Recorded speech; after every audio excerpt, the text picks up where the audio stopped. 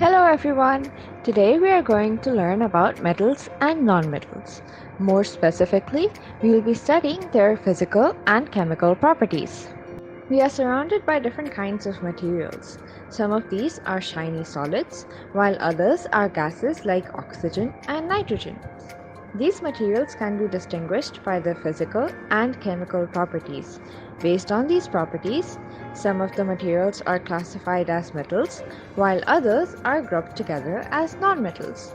So let us first discuss the properties of metals. Elements like sodium, calcium, iron, and copper are metals. Metals are usually found towards the left of the periodic table. Metals are generally shiny or lustrous in their pure state. They are generally solids and have high melting points. They are also good conductors of heat and electricity. This is why some pans are made of iron and wires are made of copper. Metals are also malleable, meaning that they can be beaten into thin sheets, for example, aluminium foil. Another property of metals is ductility, which means that metals can be stretched into wires. For example, copper can be stretched to form thin wires. The physical properties of nonmetals are different from those of metals. Nonmetals are generally located on the right side of the periodic table. These elements are usually gases, volatile liquids, or low melting solids. They are not lustrous or shiny and are usually amorphous in nature. Nonmetals are also very brittle, which means when pressure is applied onto them, they break very easily. And finally, nonmetals are usually insulators or poor conductors of heat and electricity. For example, air, which is a mixture of mainly nitrogen and oxygen, is an insulator and a poor conductor of both heat and electricity. Thus, metals and nonmetals can be distinguished on the basis of their physical properties. In fact, the chemical properties of both metals and nonmetals are also different. So let us first investigate the chemical properties of metals. Let's start by taking a look at the reaction of metals with oxygen. If we take a strip of magnesium ribbon and we burn it using a Bunsen burner, we'll observe a white light being emitted.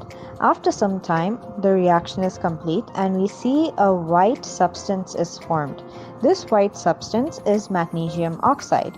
So from this, we can conclude that when metals are burnt in air, they react with oxygen gas to form metal oxides. It is also important to discuss the nature of metal oxides. Most metal oxides are basic in nature. So if we take a piece of metal oxide and we drop it into an acidic solution, we'll notice that the metal oxide reacts and the acidic solution is neutralized. Some metal oxides like aluminium oxide and zinc oxide are amphoteric in nature.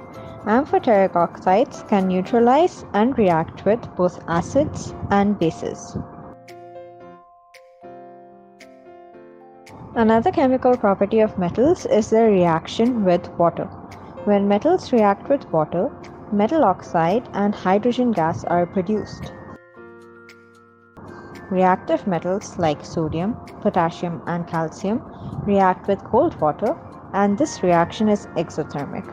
Magnesium does not react with cold water and only reacts with hot water. Less reactive metals like aluminium, iron, and zinc react with steam only. Metals like gold, silver, copper, and platinum do not react with water at all. Reactive metals also react with acids. When a reactive metal is dropped into an acidic solution, the corresponding metal salt solution is formed and hydrogen gas is also released. Only metals which are more reactive than hydrogen react with acids, and metals with higher reactivity react faster and more vigorously with acids. And with this, we have finished discussing the three important reactions shown by metals.